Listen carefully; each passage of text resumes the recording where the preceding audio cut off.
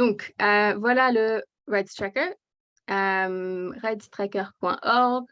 Ici, vous pouvez voir toutes les langues. Donc là, on est en français. Donc, ce qu'on va faire, c'est qu'on va aller voir le Congo. Voilà.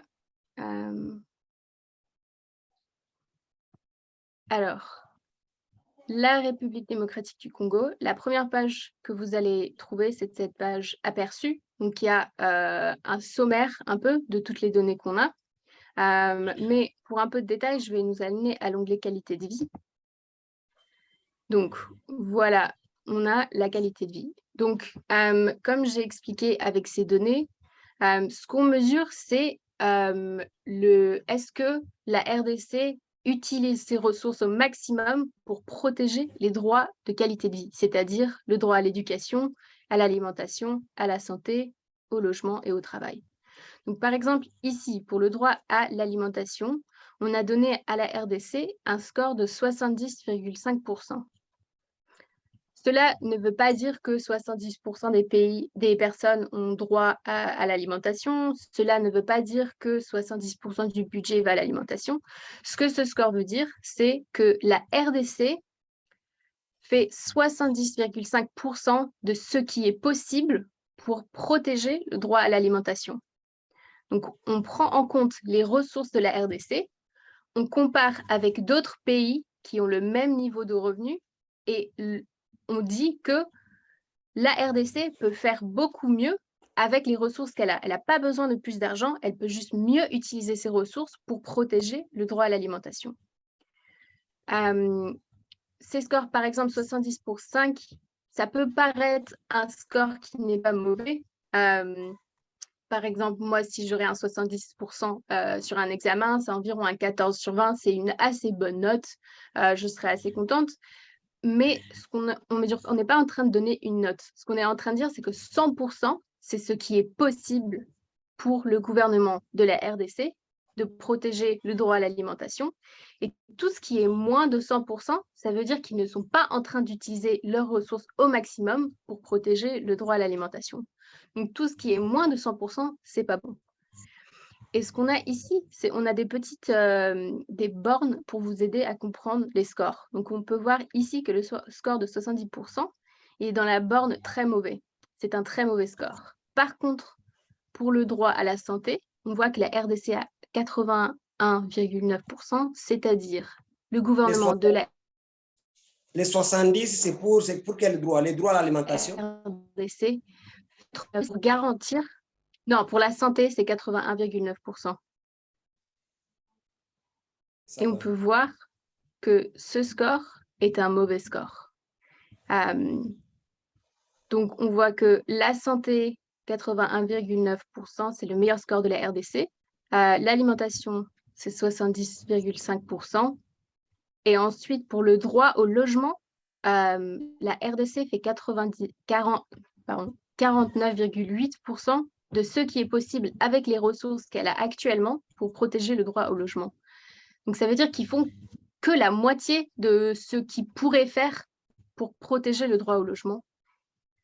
Et pour le droit au travail, on voit que c'est 41,9%. C'est un très mauvais score de la part du gouvernement qui peut faire beaucoup, beaucoup mieux pour protéger le droit au travail. Donc, ensuite, si on descend un petit peu, on a plus de détails. Donc, nous créons des scores pour toutes les données qu'on trouve. Donc, ici, ce qu'on peut voir, par exemple, si on va au droit à l'alimentation, on voit que ce qu'on mesure, c'est le droit à la nourriture ou à la croissance saine. Donc, par exemple, on peut cliquer ici. Donc, les données qu'on utilise pour ça, c'est le pourcentage d'enfants de moins de 5 ans qui n'ont pas de retard de croissance.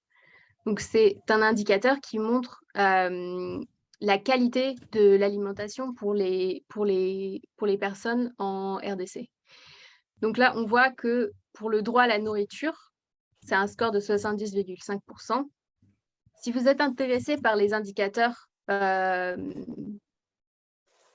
qu'on utilise pour créer ces données, vous pouvez les voir aussi. Donc là, ça va être un indicateur qui vient de l'Organisation mondiale de la santé. Donc, on peut cliquer ici et voir valeur de l'indicateur. Et on voit que l'indicateur utilisé, c'est le taux d'enfants sans retard de croissance.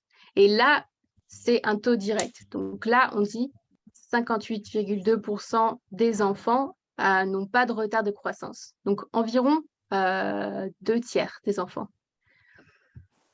On peut voir aussi le droit à la santé. Donc là, c'est intéressant, on voit que le droit à la santé pour les enfants, c'est de 87,3%. Donc ça, c'est un bon score pour la RDC. Ça veut dire qu'ils utilisent bien ces ressources pour protéger le droit à la santé.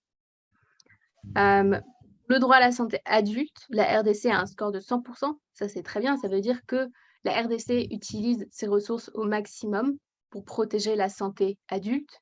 C'est un très bon score. Ça veut dire qu'ils sont en train de respecter leurs obligations et de faire tout ce qu'ils peuvent pour protéger la santé des adultes. Par contre, pour la santé reproductive, on voit que la RDC a un score de 48,3%. Donc ça, encore, c'est un très mauvais score. Donc pour la santé des enfants et des adultes, le gouvernement fait très bien pour protéger ce droit. Par contre, pour la santé reproductive, c'est vraiment pas bon. Ensuite, on peut voir le droit au logement. Donc, le droit à logement, c'est le droit à l'eau, d'avoir accès à l'eau potable sur son logement. Donc là, c'est un score de 52,4%. Encore, c'est un très mauvais score. Et en plus, le deuxième indicateur qu'on utilise pour ces scores, c'est est-ce que les personnes ont des installations sanitaires de base? Est-ce qu'il y a des installations sanitaires pour les toilettes, pour les douches, accessibles facilement pour chaque personne dans leur logement? Et encore, c'est un score de 47,1%. On voit que les deux scores sur le droit au logement sont très mauvais. Et si on va au droit au travail, le droit au travail, on calcule en subsistance, donc le revenu minimum, et on voit que c'est un score de 41,9%. Ça veut dire que le gouvernement pourrait faire beaucoup, beaucoup plus pour garantir que toutes les personnes en RDC aient accès à un revenu de subsistance. Donc ensuite, ce qu'on a aussi, c'est on a quelques données qui sont désagrégées par le sexe. Donc par exemple, si on regarde la santé adulte, c'est pas mauvais. On peut voir que ces données peuvent être un peu compliquées des fois. Donc ce qu'on dit, c'est que le gouvernement fait 85,8% de ce qui est possible pour garantir le droit à la santé des femmes comparé aux autres pays du monde. On ne peut pas directement comparer les femmes et les hommes. Ce qu'on a aussi, c'est qu'on a des données au fil du temps. Donc là, ça peut être très intéressant si vous voulez voir comment les choses changent. Donc par exemple, pour le droit à l'alimentation, on peut voir que depuis 2007, en fait, les scores ont descendu. Donc depuis 2007, il y a eu un petit peu d'amélioration entre 2007 et 2012. Et depuis 2012, le droit à l'alimentation, la performance du gouvernement, avec les ressources qu'elle a, elle a descendu. Ce qui veut dire que le gouvernement n'utilise pas ses ressources au meilleur pour protéger le droit à l'alimentation. Si on regarde le droit à la santé a augmenté. Donc depuis 2016-2017, la performance du gouvernement s'est améliorée, ce qui est bien. Si on regarde le droit au logement, ah ouais, ça c'est impressionnant quand même. Depuis 2007, on était donc à 2007 à 100%, 2010 à 94,7%, et là en 2009, on est à 50%. Donc entre 2009 et 2019, le score est coupé en deux, de presque 100% pour une bonne qualité de logement, pour accès à l'eau potable et accès aux installations sanitaires. Ça c'est énormément... c'est devenu de pire en pire depuis 2019. Donc ça, c'est quand même impressionnant. Une descente aussi claire. Ensuite, pour le droit au travail, une petite amélioration en 2011, mais sinon, c'était exactement pareil tous les ans. Ça veut dire qu'il n'y a pas d'amélioration pour le droit au travail, pour le droit à un revenu de subsistance. Ça veut dire que, en gros, le gouvernement ne fait rien pour améliorer la situation.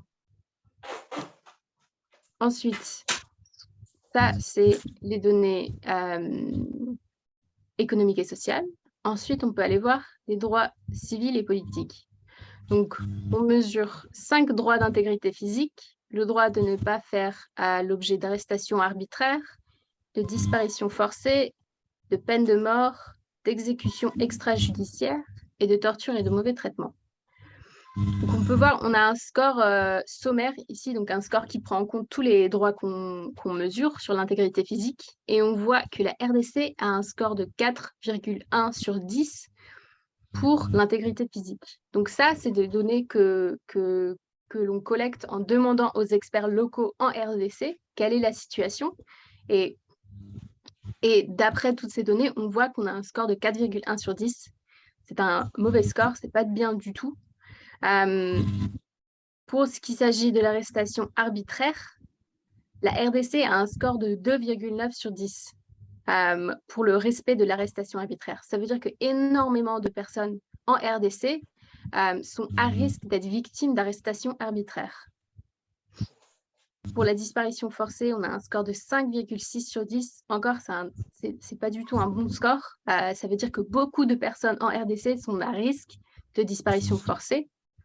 Pour la peine de mort, on voit que la RDC a un score de 10 sur 10, ce qui veut dire que la peine de mort n'est pas légale en RDC, ce qui est bien.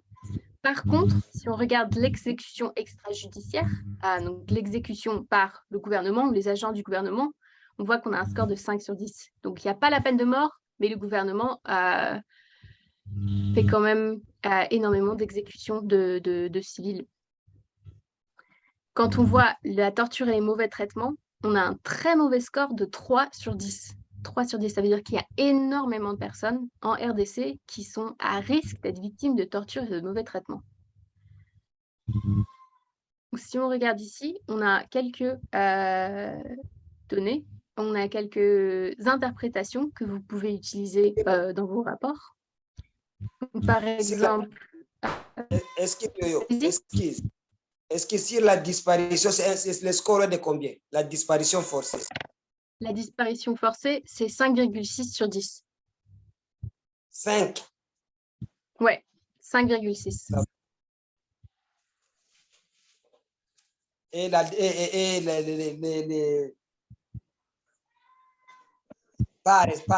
donc les arrestations et la torture sont tous ensemble.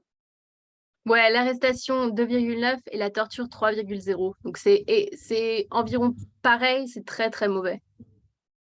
Exécution sommaire? Exécution, c'est 5 sur 10. C'est tous des mauvais scores. Donc on peut voir que l'exécution et la disparition, c'est des mauvais scores. Les tortures et les mauvais traitements et l'arrestation arbitraire, c'est des très mauvais scores.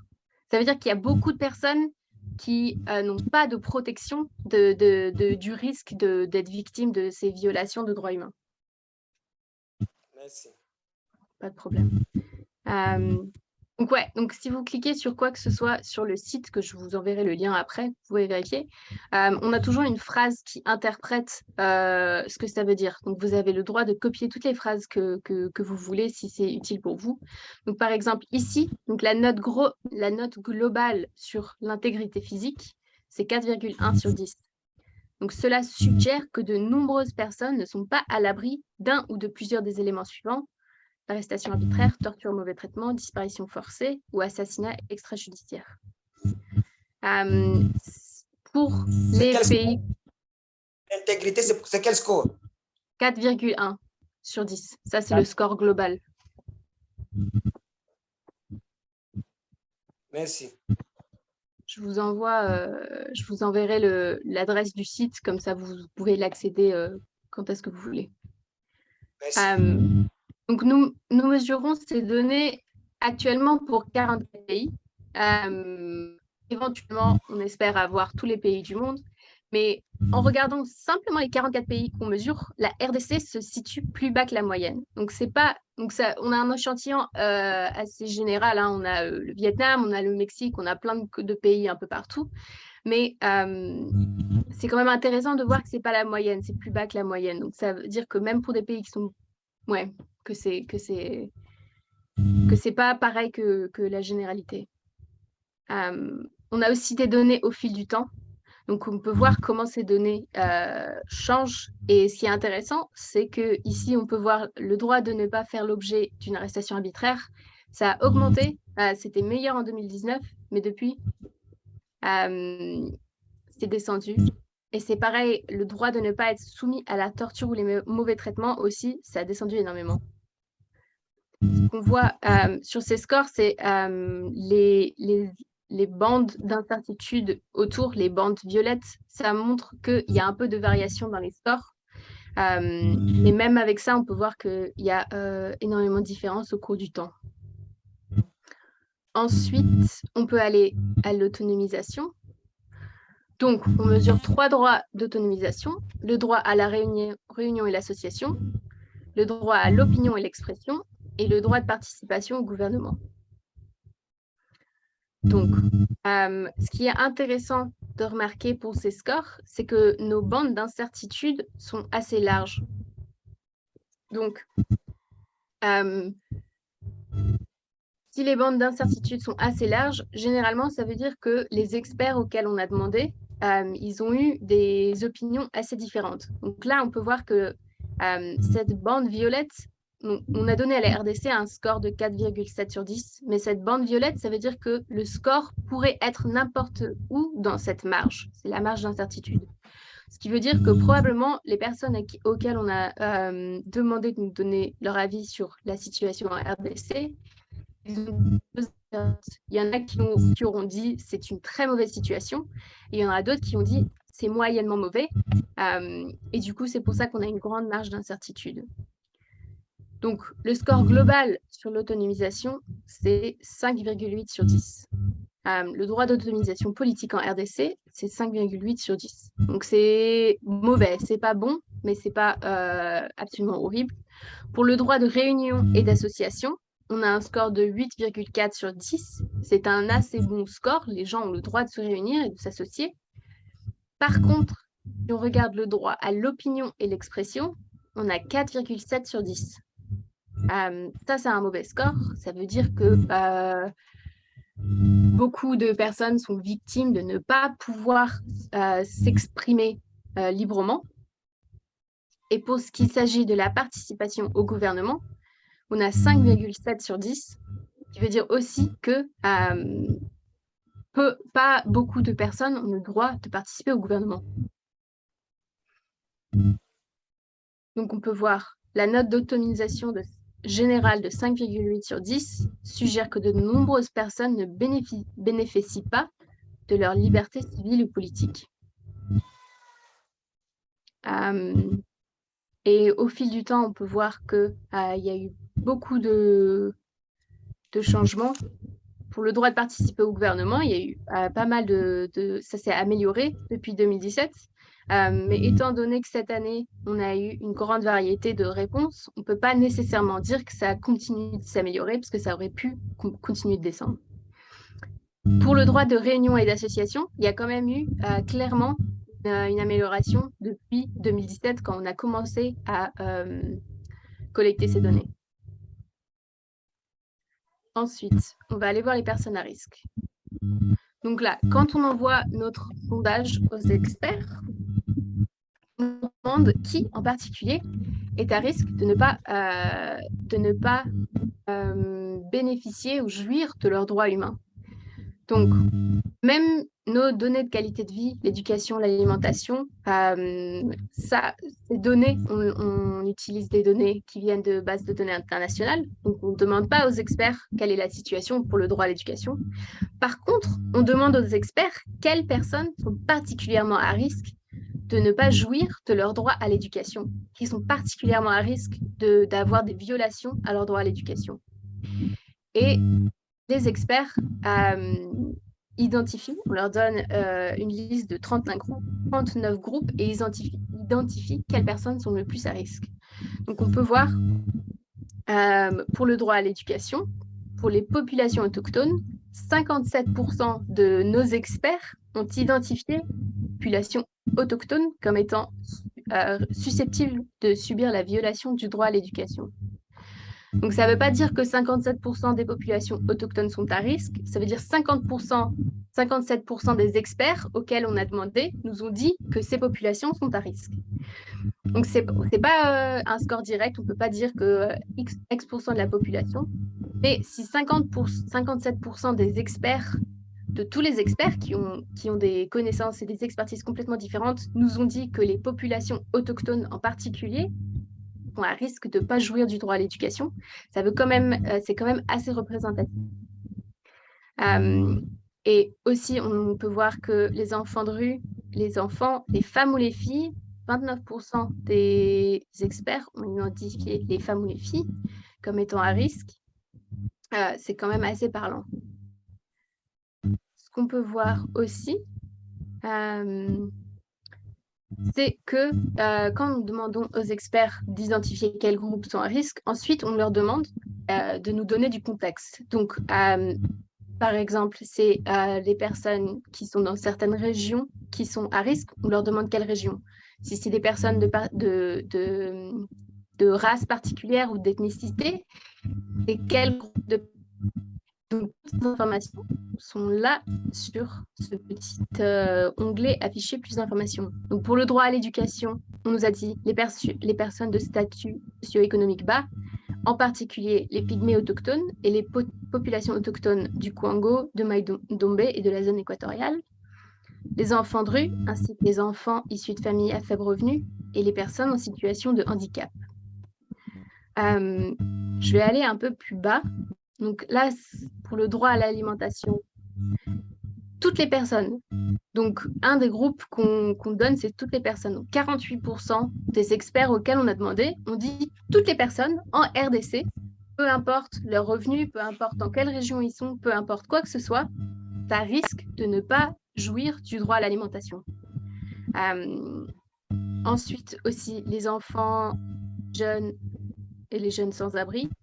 Et donc, il y a des groupes qui sont plus identifiés que d'autres, mais par exemple, si on dit que les migrants, 5% de nos experts ont identifié les migrants ou les immigrants comme à risque de ne pas jouir de leur droit à l'alimentation.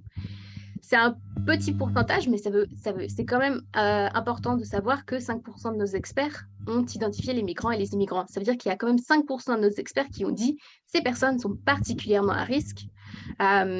Et ça veut peut-être dire qu'on a dans notre liste d'experts en RDC, peut-être qu'on n'a pas énormément de personnes qui travaillent dans les droits des immigrants, donc il n'y a pas autant de personnes. Mais le fait qu'ils ont été identifiés, ça veut dire qu'ils sont quand même particulièrement à risque. Je vais aller un peu plus bas parce que je pense que les droits civils et politiques sont super intéressants pour les RDC. Donc là, pour le droit de ne pas faire l'objet d'arrestations arbitraires, les groupes qui sont les plus identifiés par nos experts, c'est les défenseurs des droits humains. 81% de nos experts ont dit que les défenseurs des droits humains sont particulièrement à risque de faire l'objet d'arrestations arbitraires. Ensuite, c'est les personnes ayant des affiliations ou des convictions politiques particulières, les journalistes, les protestataires, les détenus, les membres de syndicats, les personnes soupçonnées d'actes de violence politique. C'est quand même intéressant que là, les groupes qui sont identifiés comme particulièrement à risque de faire l'objet d'arrestations arbitraires, c'est des groupes, en gros, qui s'opposent au gouvernement, des groupes qui protestent les actions d'injustice. Donc ça, c'est les groupes qui sont particulièrement à risque de faire l'objet d'arrestations arbitraires. Et donc là, si on demande d'avoir plus d'informations, les experts nous ont dit que les populations autochtones sont à risque pour l'arrestation arbitraire. Les personnes appartenant à certains groupes ethniques, en particulier les Hutus, les militants pro-démocratie, les opposants politiques et les journalistes lors des manifestations pacifiques d'opposition au gouvernement. Super intéressant. Les manifestations pacifiques d'opposition au gouvernement, tous ces groupes sont particulièrement à risque de faire l'objet d'arrestations arbitraires. Les personnes qui refusent de payer la police lors du passage des zones de contrôle, ça c'est intéressant. Je pense que la majorité des personnes qui ne sont pas en RDC ne sauraient pas ce genre d'informations, et les jeunes sans-abri. Si on continue et on fait la disparition forcée, on voit les mêmes thèmes qui apparaissent, les défenseurs des droits humains, les convictions politiques, les journalistes, c'est les mêmes groupes de personnes. La disparition forcée, on voit que les hommes et les garçons aussi sont particulièrement identifiés comme étant à risque. Et là, si on demande plus d'informations.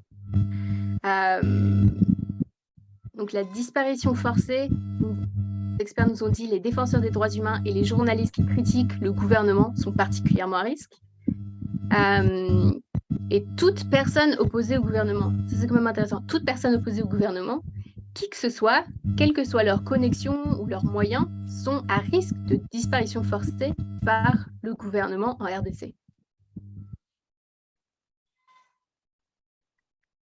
Et on peut voir, pour tous les droits d'intégrité physique, on voit les mêmes thèmes qui apparaissent.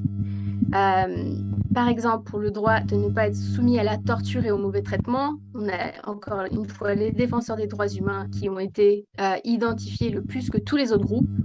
Convictions politiques particulières, des activités politiques. On voit que 27% des experts ont identifié les femmes ou les filles comme étant particulièrement à risque d'être soumis à la torture ou les mauvais traitements. Et si on regarde le contexte, on voit les personnes qui dénoncent la torture, en particulier des défenseurs des droits humains, sont à risque. Les militants pro-démocratie, les opposants politiques et les journalistes lors des manifestations pacifiques sont à risque de torture et de mauvais traitements. Et encore une fois, tout citoyen qui s'oppose à l'État ou favorise la démocratie est à risque de torture et de mauvais traitements.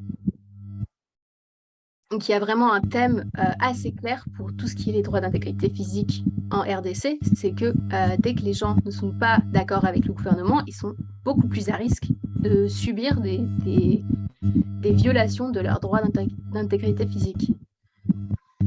Et encore une fois, c'est pareil quand on regarde les droits d'autonomisation, pour le droit de réunion et d'association, les défenseurs des droits humains sont à risque de ne pas jouir du droit de réunion et d'association.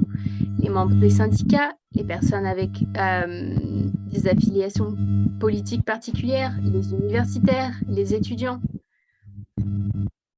Et là, si on regarde un peu plus d'infos, les pygmées, encore une fois, sont particulièrement à risque, sont identifiés dans tous les droits comme étant à risque de ne pas jouir de leurs droits. Les activistes du mouvement de citoyens sont particulièrement à risque. Les défenseurs des droits humains et les opposants politiques sont arrêtés. Donc ça, c'est ce que les experts nous ont dit. Si on regarde le droit à la liberté d'opinion et d'expression, encore une fois, les défenseurs des droits humains sont le plus identifiés par les experts, ainsi que les journalistes, les personnes avec des convictions politiques particulières, les membres des syndicats, les protestataires. Et si on regarde l'information, les gens qui participent à des manifestations contre le gouvernement, notamment les dirigeants autochtones, les défenseurs des droits humains et les journalistes. Et finalement, si on regarde le droit de participer au gouvernement, le droit de participer aux affaires publiques, les défenseurs des droits humains, les membres des syndicats, beaucoup d'experts ont identifié les femmes ou les filles. Donc ça, c'est intéressant. Si on regarde, et toutes les personnes aussi, donc un des groupes que les gens peuvent identifier, c'est toutes les personnes. Donc 18% des experts ont dit que toutes les personnes en RDC sont à risque de ne pas pouvoir participer aux affaires publiques. Et là, les informations. Donc, on ne nous a pas donné d'informations. Mais oui, c'est quand même, il y a vraiment des thèmes qui apparaissent pour la RDC, pour tout ce qui est les droits civils et politiques. Dès que quelqu'un est dans une position de s'opposer au gouvernement, alors c'est très possible qu'ils sont à risque de violation de droits civils et politiques. Pour ce qui est des droits économiques et sociaux, c'est surtout les populations autochtones, les enfants, les femmes ou les filles, les personnes à bas statut socio-économique. C'est intéressant de regarder comment ces thèmes changent dépendant des droits.